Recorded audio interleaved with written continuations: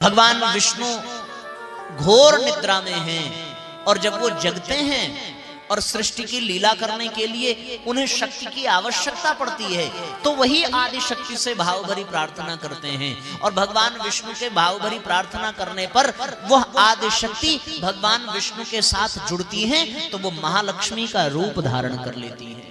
वो शक्ति ब्रह्मा के साथ जुड़ जाए तो वो सरस्वती का रूप धारण कर लेती हैं। वो शक्ति भगवान शंकर के साथ जुड़ जाए तो मां भवानी का रूप धारण कर लेती हैं। और एक बात मैं आपसे कहूं, वो शक्ति अगर भगवान राम के साथ किसी रावण का संहार करने के लिए धरती पर आ जाए तो वो जनक नंदिनी सीता बन जाती हैं। वही शक्ति किसी गोवर्धन को उठाने के लिए भगवान कृष्ण के वाम भाग में विराजमान हो जाए तो वो शक्ति राधा बन जाती है। और युग परिवर्तन के लिए जब वो शक्ति परम पूज्य गुरुदेव के साथ इस धरती पर आ जाए तो वही शक्ति परम वंदनीय माताजी कहलाने लगती हैं।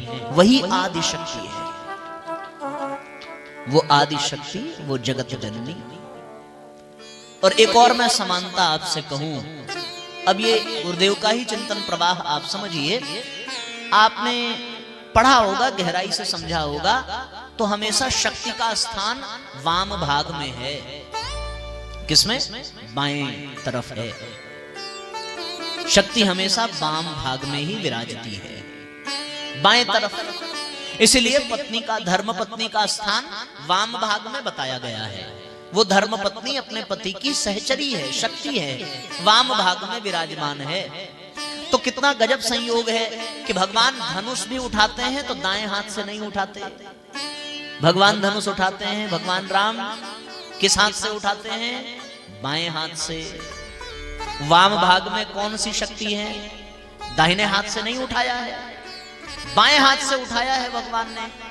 और वाम भाग में ही वो शक्ति विराजमान है। सीता समारोपित वाम भागम, वाम भाग में मां सीता का स्थान है, इसलिए बाएं हाथ से धनुष उठाया है।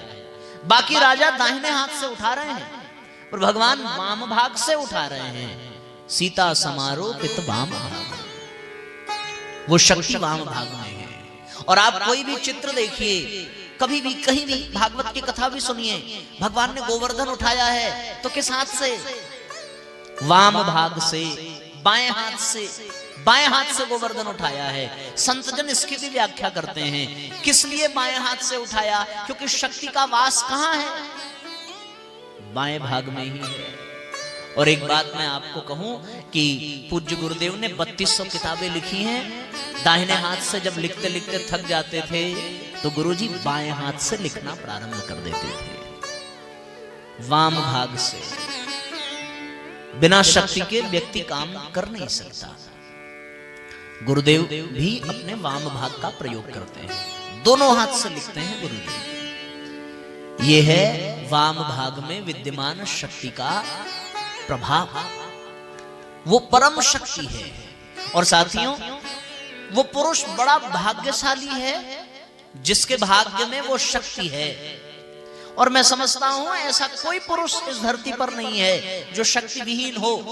और जो शक्ति विहीन हो जाए वो पुरुष है ही नहीं। पुरुष वो कहलाएगा ही तब जब उसके पास शक्ति हो।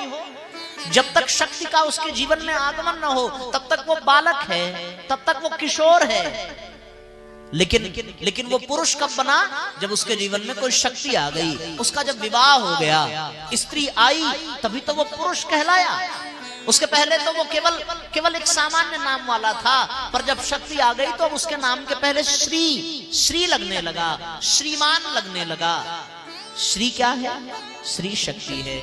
हमारे गुरुदेव तो बचपन में केवल राम थे, पर जब माता जी आ गई तो वो श्री राम हो गए। इसी प्रकार भगवान भी केवल राम हैं, पर जब मैया सीता का आगमन हो गया तो वो श्री राम हो गए। उसके पहले तो कोई कन्हुआ कहता था, कोई कान्हा कहता था, कोई गिरधर कहता था, कोई गोपाल कहता था, कोई कृष्ण कहता था, पर जब वो शक्ति जीवन में आ गई तो अब वो श्री कृष्ण कहलाने लगे। भगवान श्री कृष्ण। शक्ति बहुत प्रभावकारी है, बिना शक्ति के व्यक्ति का कोई अस्तित्व नहीं है। इसलिए भगवान को जब कोई बड़ा काम करना हो तो फिर बड़ी शक्ति चाहिए। ताड़का को मारने के लिए उनको शक्ति की बहुत पर्याप्त आवश्यकता नहीं थी, क्योंकि उतनी शक्ति तो सबके पास है। जीवन यापन करने के लिए शक्ति सबके पास है। ताड़का अज्ञान का प्रतीक है। अज्ञान को मिटाने के लिए गुरु कृपा चाहिए, वशिष्ठ और विश्वामित्र की कृपा चाहिए तो ताड़का मरेगी। पूतना को मारने के लिए कोई विशेष शक्ति की आवश्यकता नहीं है। पूतना अज्ञान का प्रतीक है, अविद्या का प्रतीक है।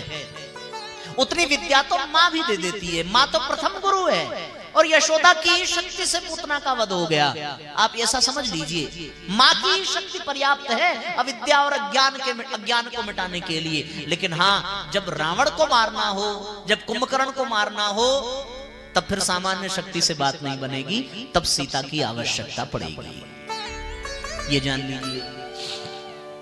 जब तक तृणावर्त को मारना था, जब तक शकट को भंग करना था, जब तक छोटे छोटे असुरों को मारना था, तब तक कोई शक्ति की आवश्यकता नहीं है भगवान को। लेकिन जब गोवर्धन उठाना हुआ, तब राधा रानी की आवश्यकता पड़ने लगी, तब उस शक्ति की आवश्यकता पड़ने लगी। जब महाभारत की योजना बनी तो उस महाशक्ति की आवश्यकता पड़ी। फिर वो महाशक्ति माता रुक्मिणी के रूप में, माता सत्यभामा के रूप में वो उनका आगमन होता है। शक्ति का आगमन हुआ तभी तो महाभारत संपन्न हो पाया। और एक बात मैं आपसे कहूं, 24 लाख के 24 महापुरुष चरण तो केवल गुरु कृपा से प्रारंभ हो गए। पर जब गायत्री परिवार का सृजन करना पड़ा, युग निर्माण योजना बनानी पड़ी, विचार क्रांति अभियान चलाना पड़ा, तब गुरुजी को भी शक्ति की आवश्यकता पड़ी। और जब गुरुजी को शक्ति की आवश्यकता पड़ी तो फिर 1926 में वो महाशक्ति, जगत जननी, आदि शक्ति, स्नेह सलिला, परम वंदनीय माता जी का प्राकट्य इस धरती पर हुआ। वो आदि शक्ति समाहित हो गई। और जैसे ही आदि शक्ति का अवलंबन पूज्य गुरुदेव को मिला, वैसे ही छोटा सा अखंड दीपक, छोटा सा जलने वाला दीपक अखंड बन गया। छोटा सा परिवार 4-6 लोगों का 15 करोड़ की संख्या का परिवार बन गया और वो गायत्री परिवार कहलाया। उसके पहले वो परिवार सामान्य सा परिवार था, पर जब शक्ति जुड़ गई तो उस परिवार को किसने सींचा, किसने संभाला? उसी शक्ति ने संभाला। तो वो गायत्री परिवार कहलाने लगा। जब तक वो शक्ति नहीं थी तब तक गुरुदेव आंवलखेड़ा में ही थे। जब उस शक्ति का जीवन में आगमन हो गया तब गुरुदेव मथुरा पहुंच गए, घिया मंडी पहुंच गए। शक्ति का आगमन हो गया तब गुरुजी ने अखंड ज्योति का क्रम प्रारंभ किया। और जब वो शक्ति अपने सर्वोत्तम अवस्था में पहुंची, सर्वोत्तम अवस्था में पहुंची, तब 1971 में गायत्री तीर्थ का सृजन हुआ। और शांति कुंज का समूचा निर्माण, समूचा अस्तित्व अगर किसी वजह से है तो वो केवल और केवल वंदनीय माता जी की वजह से है। गुरुदेव तो वहां पहुंचा करके अज्ञातवास में चले गए, अंतिम विदाई उद्बोधन देकर के चले गए। कब आऊंगा पता नहीं, पर ये वो समय था 1971 का जब वहां रास्ते में कभी सिंह निकल जाते, कभी हाथी आ जाते, कभी बड़े बड़े जंगली जानवर आ जाते। वहां सूरज ढलने के बाद बाहर निकलना असंभव था। पर आज आप जाकर के देखिए वो स्थान आज वो 500 एकड़ में फैला हुआ, और जहां एक व्यक्ति दिखाई नहीं पड़ता था वहां आज 25,000 से अधिक लोग रह सकते हैं। किसकी वजह से हुआ? उसी शक्ति की वजह से। वो शक्ति कौन है? वो आदि शक्ति है, जगत जननी है। उसका प्राकट्य नहीं होता, उसकी वजह से दुनिया उत्पन्न होती है और अंत में वो दुनिया उन्हीं में विलीन हो जाती है। अच्छा, आप एक और संयोग देखो, गायत्री माता का चित्र हमेशा आपको जल में ही दिखेगा। जल में कभी भी कहीं भी। जल का तात्पर्य क्या है? ज यानी जन्म, ल यानी लय, जो जन्म दे और जो फिर अपने गर्भ में समेट ले सबको। वो कौन है? वो आदि शक्ति, जगत जननी है।